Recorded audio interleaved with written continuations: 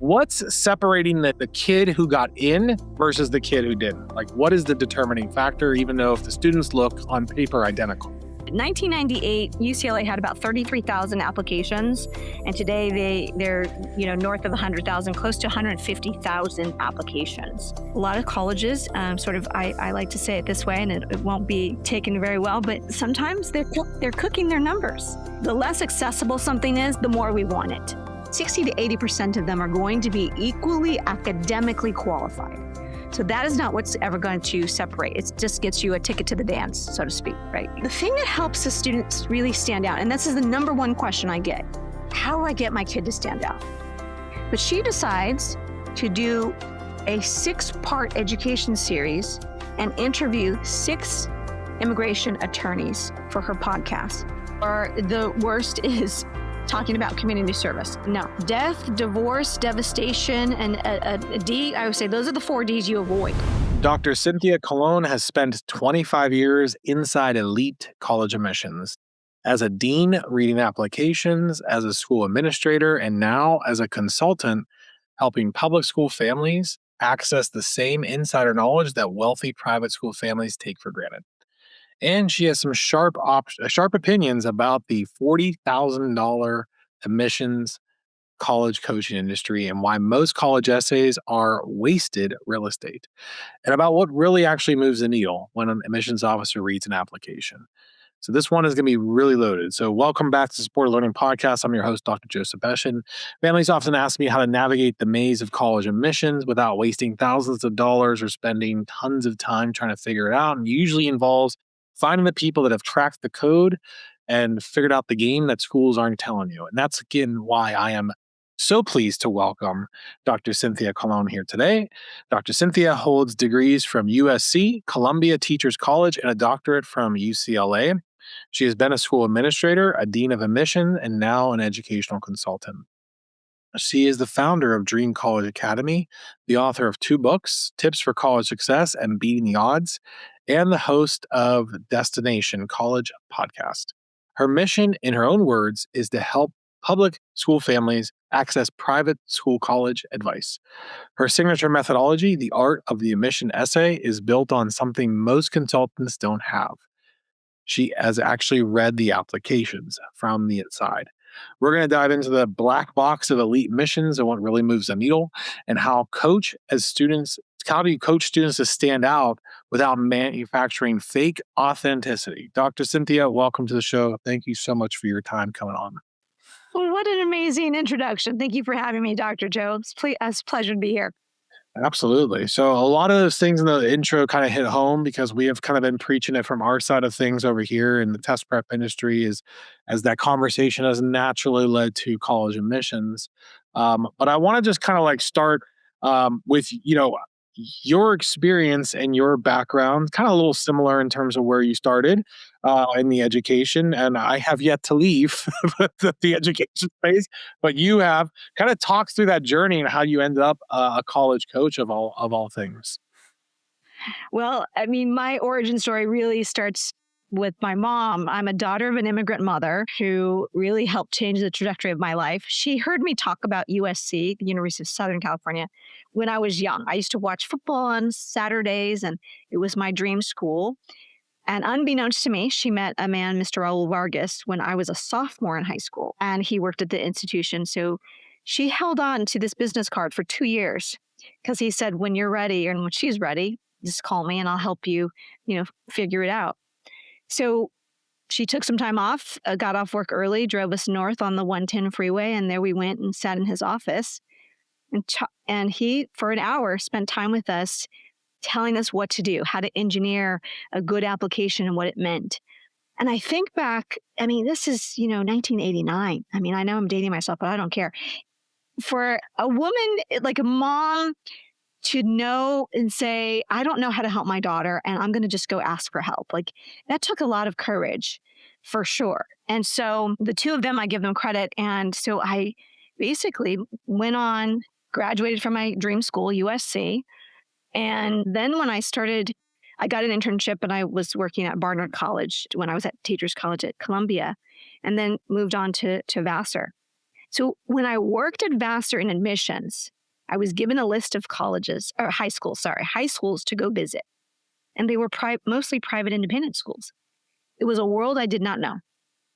And I would get there, the guard gate, manicured lawns, brick buildings. And I thought, wow. I mean, these students didn't need my help giving them the behind the scenes truth. That was the truth. But I knew then that it was really my mission to become the Mr. Vargas for other students and help close that information gap of what public school and private school students know and have access to. So that's my story. And I left, ultimately, I left college admissions because I just couldn't do the Sophie's Choice anymore. Every year, about March, we'd have to move kids that were otherwise admitted. We'd have to move them to the wait list because we had over admitted. That's a pretty incredible story. I have a similar pathway to USC as well, as my parents discouraged me from going there. So, because long ago, I wanted to be a movie director, and I heard USC had an amazing film program, as did UCLA and NYU. And my parents are like, well, you're not going to California and we're not paying for NYU. So you can go ahead and shut down that dream of college. So, but that's awesome that you're a Trojan, as an undergrad, and you made it through a lot of educational reform policy shifts. But I think it would be basically, I want to mention how intense admissions has changed. I mean, in terms of USC and even UCLA, it has now become super, super selective, and it becomes super competitive now, as I'm sure you know, in that. And so I guess just what has changed for families that don't understand this? Like, why are these schools so selective? Why is it so hard to get into? UCLA is a state school in a California state system. It's a great school, but we're talking about less than 7% acceptance rate now, or 3%? Yeah. Is it 3% now, or It's not 3% quite yet. But so it's interesting. I don't know why I know the stat off the top of my head, but 1998, UCLA had about 33,000 applications. And today they're north of 100,000, close to 150,000 applications. So to understand how we got here, you have to kind of go back to U.S. News and World Report, sort of mid to late 90s. This comes out, and as a good friend of mine, Maria Morales Kent, she was working at the University of Pennsylvania at the time. And basically something shifted, right? Now this ranking, Americans love a good ranking of anything. And now colleges are chasing, she said, UPenn, we would just recruit locally. No one was sort of recruiting nationally. And now the race was to be at the top of this list. So things started changing even then. How they recruited, who they admitted, how they decide, how they look at who's interested. So over time, things started to change. And then early decision also changes a lot of things. A lot of colleges, I like to say it this way, and it won't be taken very well, but sometimes they're cooking their numbers. If you're admitting 40 to 60% of your freshman class through early decision, what's left? It's a bloodbath with regular decision. So Americans love a good list, love a good ranking, and the more something is, the less accessible something is, the more we want it. And so each year that the admission rate goes down, the more popular that same school gets. So it's like we're just kind of in this constant, because here's the truth. The truth is we're actually going down in the number of students. Our population is going down, but it doesn't seem to be slowing down the number of applications, and the acceptance rate keeps going down. Yeah, you're describing a death spiral. It's like we're, in a lot of ways, a lot of our things in society are in death spiral. Like healthcare costs have gone up, tuition costs have skyrocketed, college education has gotten no better. It's the cost have only gone up exponentially. There's a lot of things that we're in kind of a death spiral. It seems like elite college admissions is there too. But speaking to your mission, and I'm going to make some broad assumptions about California just because of some of the students we help, but I am assuming that your mission of helping public school students get a like private advice, does that come from just probably the overuse of resources or in what should take place in high schools in terms of counseling? Because like I've been in education for 16 years, going on 17. Up until probably about 4 years ago, I didn't even know college counseling was a thing. I didn't know that this entire world existed, and now I'm like, people are charging 50, $100,000 for this, and I'm like, what's the counselor at the school doing? And I imagine just based on the ratio of kids and the mental health crisis, they're probably doing that and not college planning for kids. Is that kind of where this kind of started as well? Well, in our nation, the average student to counselor ratio is 500 to 1, and in some states, nearly double that. So that's point, like problem number one. But to your point, I mean, counselors are generalists. They're not strategists. They're certainly not experts in helping students get admitted to top 100, top 50, top 25 schools, which is where that sort of gap comes. And also, at a private school, and I worked at one. So at a elite private high school, and I'm talking private independent schools that today, in today's cost north of $50,000 per year for high school. At schools like that, and I'm talking Andover, Sidwell Friends, Harvard Westlake, Horace Mann, Dalton, they have counselors to deal with the mental health and the, what courses you're going to take. And they also have college counselors. And those college counselors, when I was hired to work at Marymount High School in Los Angeles, I was one of two. So I had a caseload of 50 girls, 50. Okay. Then there was a whole slew of counselors to deal with other issues. So my only job was to basically improve the outcomes of the students from that high school. And most of my friends that I know are colleagues. I'm part of an organization that you can't buy membership to. You have to have worked at an Ivy League or a sister institution in admissions to be part of this group. So with the exception of like there's Stanford and Georgetown, I think also part of it, MIT as well. So all of my colleagues worked at those institutions and then also now work across the country. Many of us at some point or still do work at private independent schools. To put it mildly, there's like David and Goliath. The students who already have the resources also are getting the strategist and the essay and the college expert right in their school. And so for me, I come to this place of there are certainly public school families who want the same thing for whatever reason. They don't attend a private school.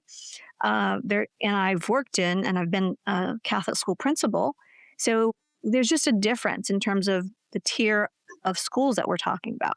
Private independent schools, the top 50, top 100, many of those high schools send 30 to 50% of their class to the top 10 schools in the country. That's not even playing field whatsoever. So I was also a Catholic high school teacher for 1 year outside. So public school, all the rest. But that was my move back to Pennsylvania. I taught a year at a Catholic school. And it's funny because I actually went to Catholic elementary up until 6th grade. But you're so right in terms of the population was now the price tag was a lot less than what you mentioned there. I think like 12, 13,000. Still not chump change, but 12, 13. But in just of that college planning aspect, they did have separate people for it. And like, I don't think I ever even knew Notre Dame entered the threshold of my public school, but Notre Dame was at that school 2 to 3 times. And so like, just in terms of the opportunities that these kids are having access to. And I think when I was looking for because I was like, get me out of Western Pennsylvania, I'll teach literally everywhere.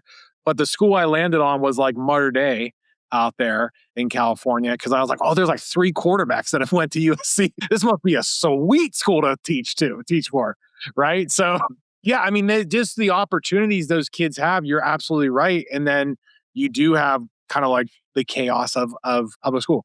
By the way, for our listeners listening and viewers viewing, the recommendation counselor to student ratio is 250 to 1 by the CDC. And so 500 to 1 is insane, which is also why we have a lot of issues in schools right now. So You were a dean of admissions, and so I assume you read thousands of applications and essays. What's separating the kid who got in versus the kid who didn't? Like, what is the determining factor, even though if the students look on paper identical? Well, the first thing is, 60 to 80% of the applicant pool, whatever the applicant pool is, whether it's Vassar College, HYPRS, or, USC or Rice or UNC. Doesn't matter what pool you're in. 60 to 80% of them are going to be equally academically qualified. So that is not what's ever going to separate. It just gets you a ticket to the dance, so to speak, right? The thing that helps the students really stand out, and this is the number one question I get, how do I get my kid to stand out? So two things. One, what are they doing outside of the classroom that's naturally, authentically just joy for them? What do you do that you would do even if no one gave you a grade or paid you to do it?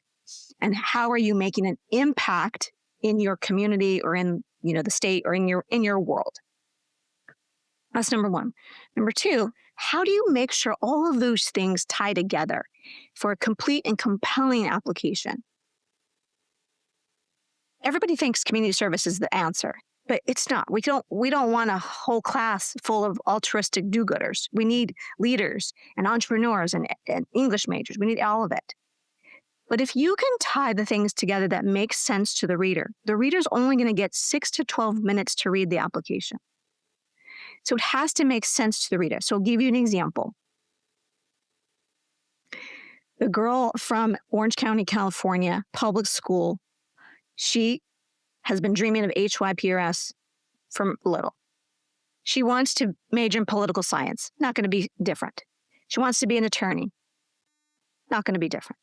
She wants to be an immigration attorney. Okay, now we're talking. She wants to be a high-ranking judge or one day maybe on the Supreme Court. Okay, now we're really talking.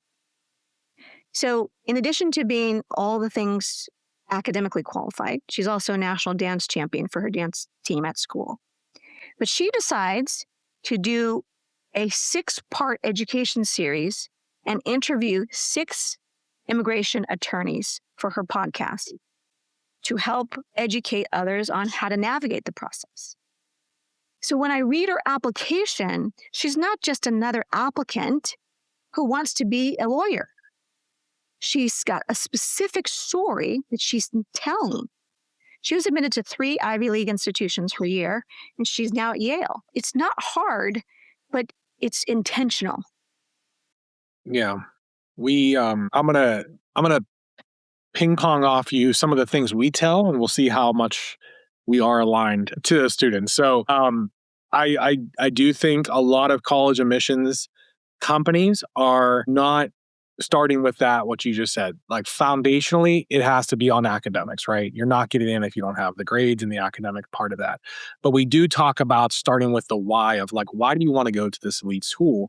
And it has to be more than just surface level, right? So you're not getting in without good academics, aligned activities, depth of activities, not shotgun approach, a million different activities, but like you said, authentic to that person that aligns with their why, and then tie it all together with that good personal story and how you stand out.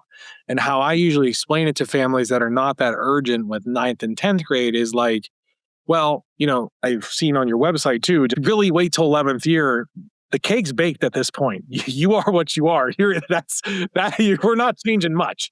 But starting, the greatest asset that I think most families don't understand is their kids' time. And they just fill it up with stuff and not purpose. Meaning, for a kid to build a real podcast, they have to do that over time. To have a blog, they have to do that over time, because that's the only way it's going to come across authentic, that when the admissions officer naturally looks up their podcast or the thing, they don't see 3 entries, they see 300. And it's like, oh, this actually is something this kid actually authentically did. It's not just to get into my school. So we align there? 1,000% yes. Yes. Well, and I would say that if you force it, many people will get to me and they'll be like, well, what did we, like, they're looking for the answer. And I'm like, I can tell you I can tell you all the students and the examples that they've done, but you have to find your thing. Right. There's not a magic bullet. So I give that example, I give a number of examples, but it's like the kid didn't start out thinking, what is going to be my strategy? Like we just naturally, I was like, okay, she was on the mock trial team. She wants to be a lawyer. Like she was a Girl Scout. She needed a Girl Scout Gold Award. Like all the things just happened to align. And she doesn't have time. I think that's what I picked up on. Most teenagers who are shooting for these top 50 kind of colleges don't have the gift of time. They're rock stars. So I'll tell families, I'm going to tell you right now, I'm not trying to add to her plate. We are going to try to leverage and compress time for maximum productivity, for maximum results. That's it. So you don't have to cure cancer between now and November of senior year, but you do have to do something impactful. Dr. Cynthia, then that leads me to my next question of what is the most common mistake you see in applications that makes you as a reader lose interest in the first 30 seconds? Basically, what's the quickest way to get rejected to an elite school? Yeah. Starting with a topic sentence, restating the prompt, or the worst is talking about community service. So those are probably the three things that come quickly to mind right away. This sounds terrible because there's obviously kids who out there who do struggle. But so as an administrator, our devices are monitored at school, and we can always know when it's like personal essay story time for the Common App because kids talk about their mental health struggles, and it just flags the system of like suicidal ideation. And it's like, I was like, I don't know is it all of the essays just super depressing? Like there's no uplifting like stories of encouragement? Is that like a race to have the saddest story is going to get you in as well? Is that number one? Is that one too? Yeah. Oh, for sure. Okay. So that's a big misconception. I think it's parents. I don't know that it's students, but I think it's parents believe they have to have like a sad sob story to win the day. And I'm like, no. Death, divorce, devastation, and a D, I would say those are the 4 Ds you avoid. And you're not writing about those things. Family practice attorney right there. I even had someone who he used to work for a college board, and like we worked with his daughter, and he's like, remind me, he has another daughter. He's like, what are those 4 Ds again? Death, divorce, devastation, and actual getting a D, or learning differences is the other D. Why? Because if I'm writing about something, if you insist on writing about it, I definitely would discourage you. If you insist on writing about it, it should be no more than 20% of the essay, and then quickly get to the resolution. What did you learn? How are you different? How are you changed? What are the takeaways? Because I don't want to think I'm bringing on someone who hasn't worked through that issue. Right. Okay, quick interruption. This is the part of the podcast where I'm legally required to remind you this show is brought to you by Support Ed Tutoring. Nobody's paying me to say that. I just work here. Well, I run the place, but still. Anyway, if you made it this far, you clearly have good taste. So do us both a favor and hit subscribe. That's it. That's the whole ask. And if you're the type who likes to skip ahead and just talk to a real person, we do that too. Book a call with our team. Link will be below. No pitch deck, no awkward sales script. I promise, just a conversation. Okay.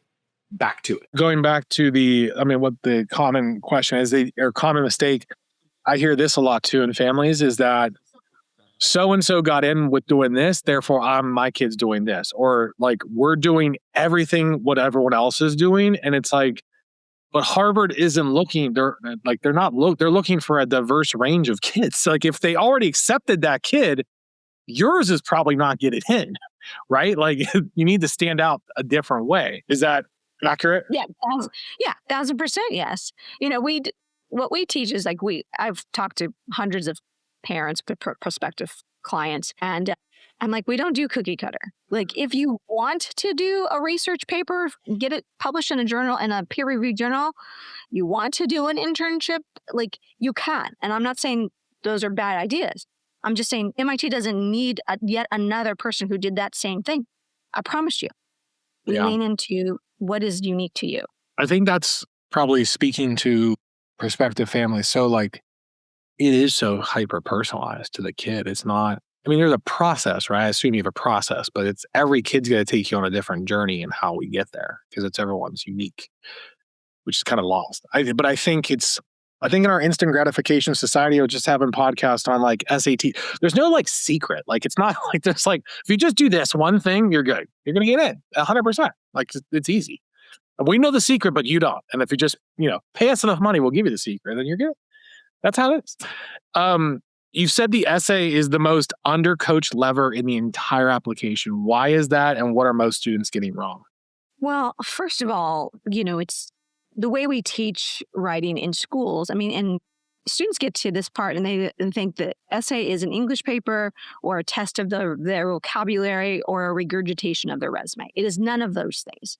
So college essay writing is something we just don't teach and we don't learn. So we learned on accident. When I was at Marymount, I told you we had a 50-to-1 college counselors to student ratio. We lacked in time to give all the feedback for the essays in the fall. There was not enough hours in the day to get all of the feedback back to just my 50 girls. So we started essay camp back then. And here's what we learned, again, on accident. And now we, of course, have now taught it over to 10,000 plus students. It's more about your why. You said this a little bit earlier. It's not about the accomplishments and accolades. I don't want to know what you did. I'm already going to find that in the activity section. The essay should be something I cannot find anywhere else in the application. It is a window into your life, into your soul. And most students think they know what they should write about. And Gary Clark, he's the VP at UCLA. When I interviewed him, he said, think less about what you think we want to hear and more about what you need to say. Okay. But the truth is, the amount of reflection that it takes to really get a good essay that is going to stand out and go, wow, and not just be a flat read. Most adults haven't done that kind of reflection. We're asking teenagers to think about our signature core 4 essays are, you're going to write in 5 days, who am I? What am I good at? What's something cool about me? And why this major? That is going to take several hours of work and exercises in those 5 days that, again, most adults haven't done. So I say all of that just to kind of sum it up. Like, we don't teach that in school. Nowhere else are they getting that information. And the discrepancy between the public and private schools it's not even close. So to make this point, 2 students I had one year applied to Princeton. Princeton requires a graded essay as part of their application. The private school student, I said, what do you have? He was able to turn in a 17-page paper with really good feedback from the teacher. Private school. The public school student, I asked, what do you have? She had a 40-minute in-class assignment to offer. So the amount of pages and the amount of hours that a public school student has spent practicing the muscle and the skill of writing, nowhere near what they need to achieve that level of competition. So then how does the public school student stand a chance to get in?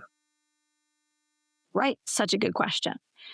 So again, what we developed kind of on accident, but we've discovered, for me, I'm a master of my minutes, and like every minute has to count, and I need a good example.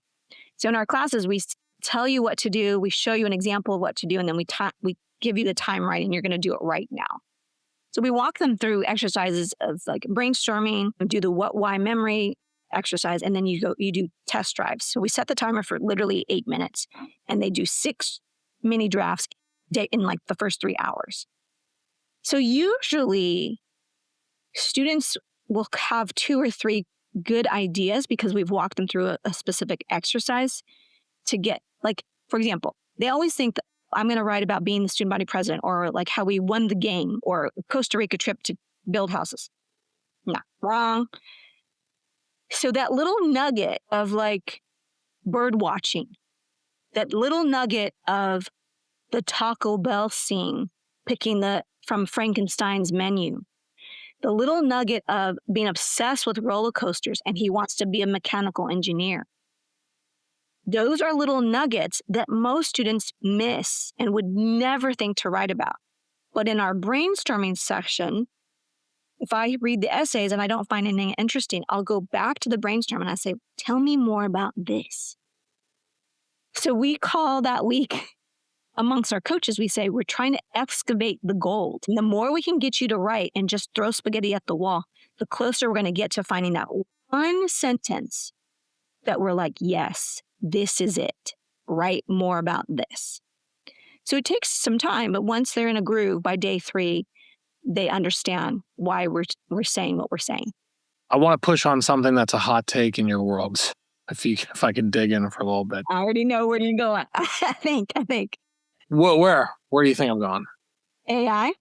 No, well, I will get to AI, yeah, for sure. But I think first, because we mentioned in the intro, there's an entire industry of consultants charging $40,000 and more to coach families through emissions.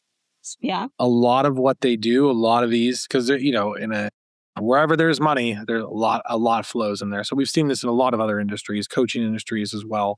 But essentially, a lot of this is manufacturing leadership positions, padding activity lists, and writing essays that sound polished but feel hollow. So I guess, what is your take on the industry as a whole, where it's at right now? Because I'll interject mine and let you have space to explain too, is that, I described it as, you either do, it's kind of like trickle down college admissions or ground up college admissions. I think to build an authentic profile, you have to start with a good foundation, obviously the academics, and like we just talked about. But a lot of what I hear families talking about when they come to me for like test prep is passion project, internship, research, like all these things, the peppered of marketing and not a process. And then they're also, a lot of these places are charging a lot of money for a dream of getting into one of these schools. What's your take on it? Like, honestly, there's where are we at, and where is that leading us to? Well, I will take the stance of like, it comes from supply and demand. It doesn't make it right. I will often say, I don't love this process. I just happen to know how to navigate this process, right? So the scarcity, let me lead with this because I just recently did the work, the numbers. So to give you an example, I just recently looked up Duke because a couple of my students are going to be applying next year. So Duke receives about 58,000 applications. So their acceptance rate is like under 5%. It's like 4%. But if you do the math, they get 6,000 applications in early decision. 1,040 are admitted. Okay. And some are denied. So let's say we throw 4,000 back into the pool. So now we're at 56,000 instead of whatever it is. 1,042 that they already took is 60% of the freshman class. That leaves approximately 680 freshman spaces left to fill from a pool of 56,000. Now they admit about 2,000-ish to get that 680. But it puts fear in the family. There's a scarcity problem. So they'll do anything to figure out how to navigate that and how to help my child have even a chance. So there's that.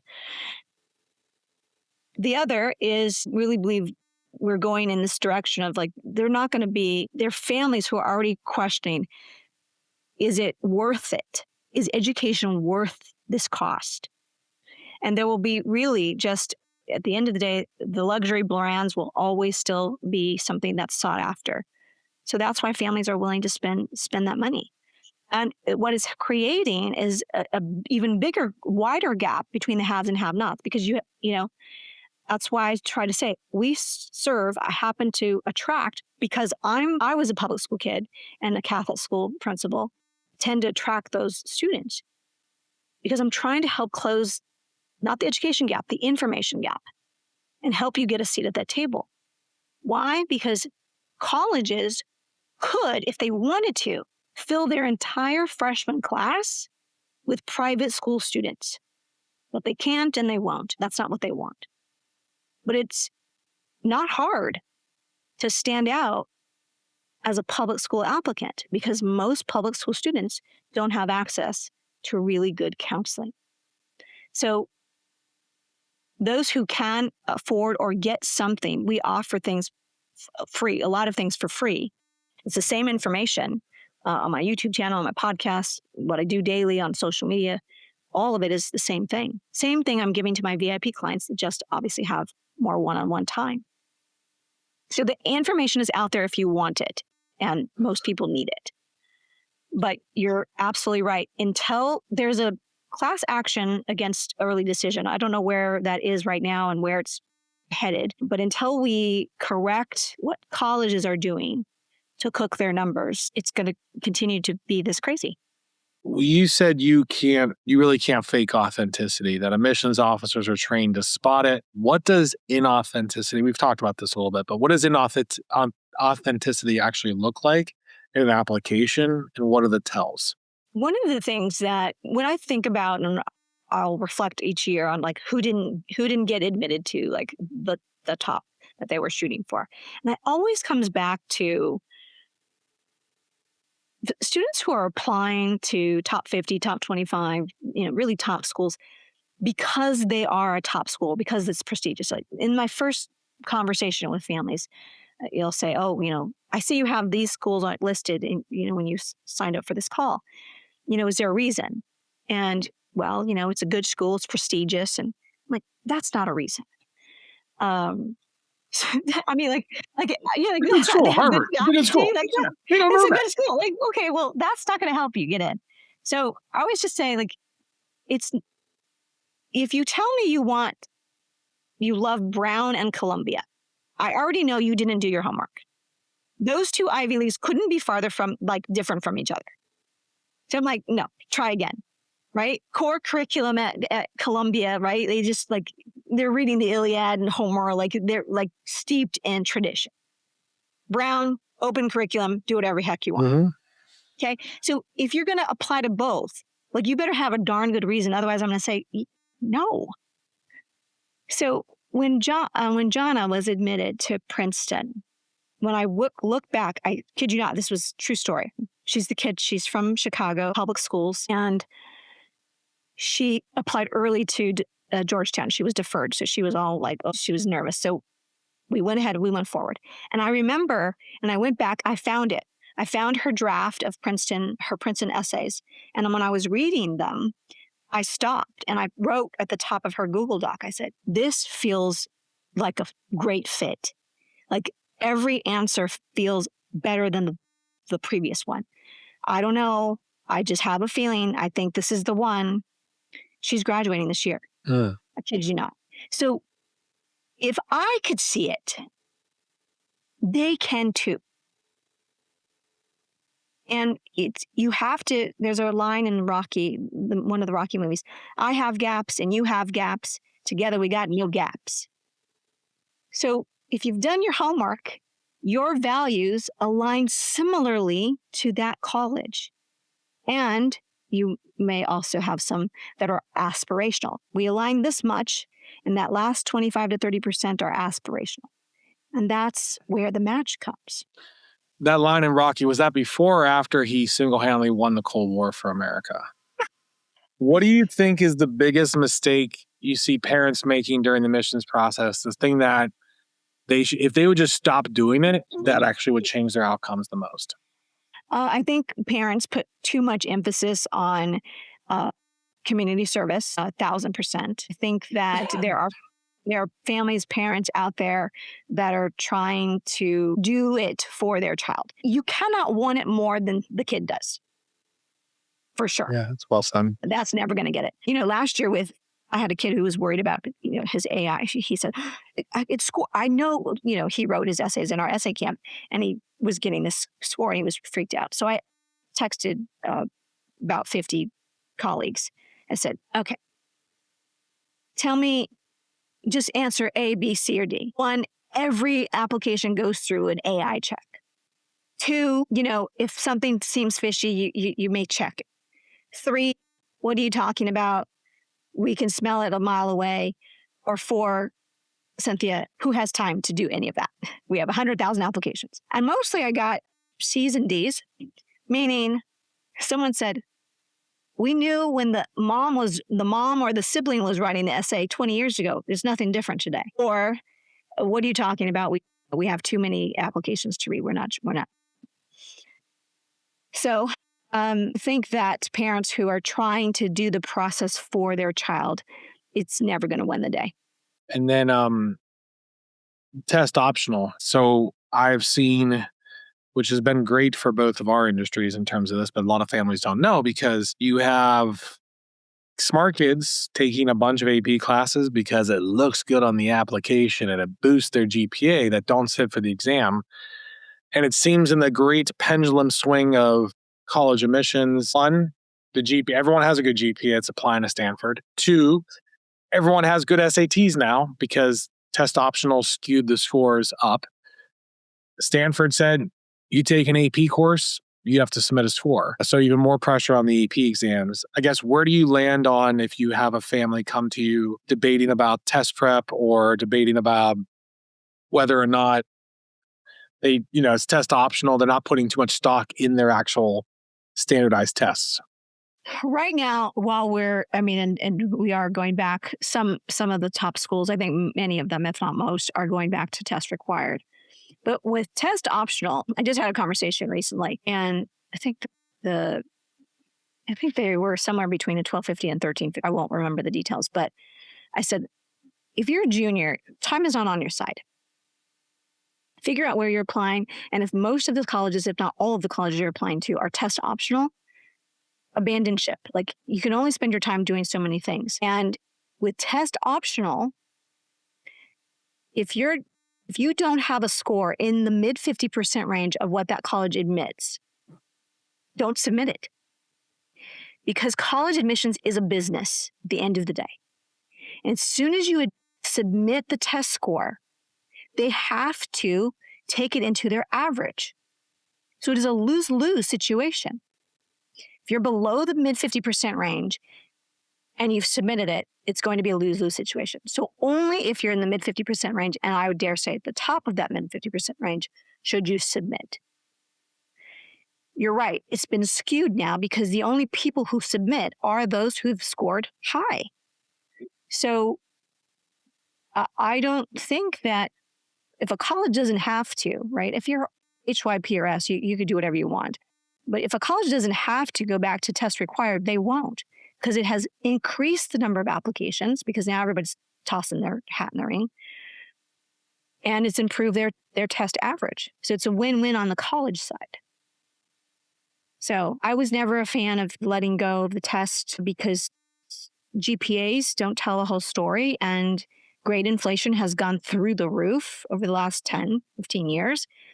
The only way to compare apples to apples is through the testing.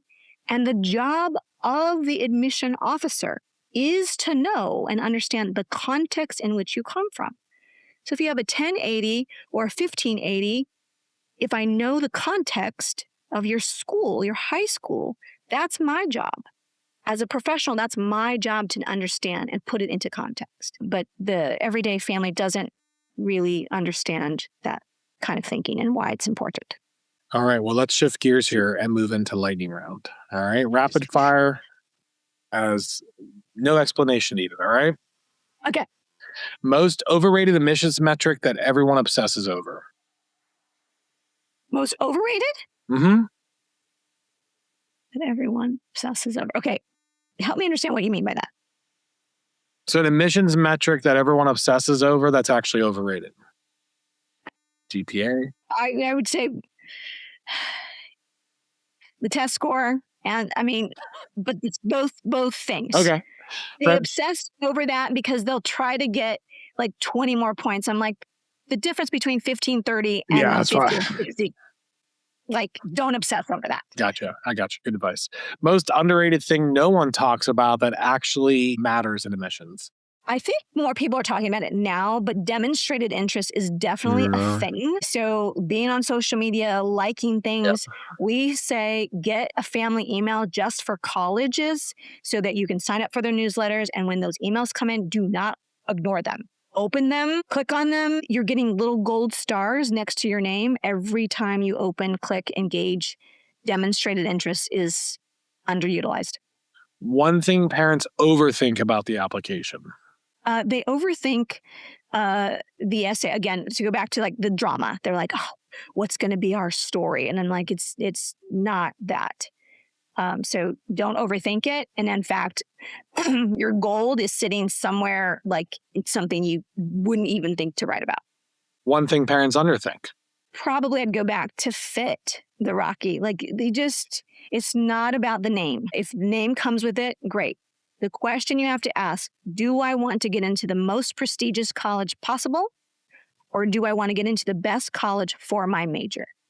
Answer that and strategy follows. How about the best question every family should ask a college during a campus visit? It probably has to do with the values of the college or who the president is. So we do a speed date exercise and I say, go look up the mission, vision, values, and the president. Just like in the United States, the president of the United States determines the agenda. So if you know who the president is and what their agenda is and their background, you're going to know already half of what you need to know if that agenda is aligned with your needs for the next 4 years. What's the next big shift coming in college admissions that no one's talking about? The next big shift is, well, it's a few things. One, colleges are closing. I don't know if there was a podcast about Hampshire closing.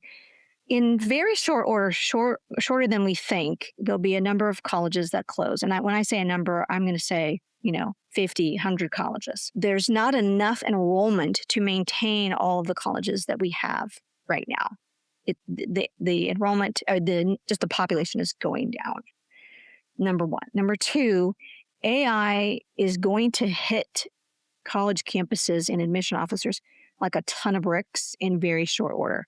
So the shift of how all of that plays out will be the next major thing.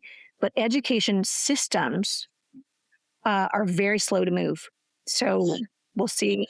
We'll see how that goes. Yeah. Good luck.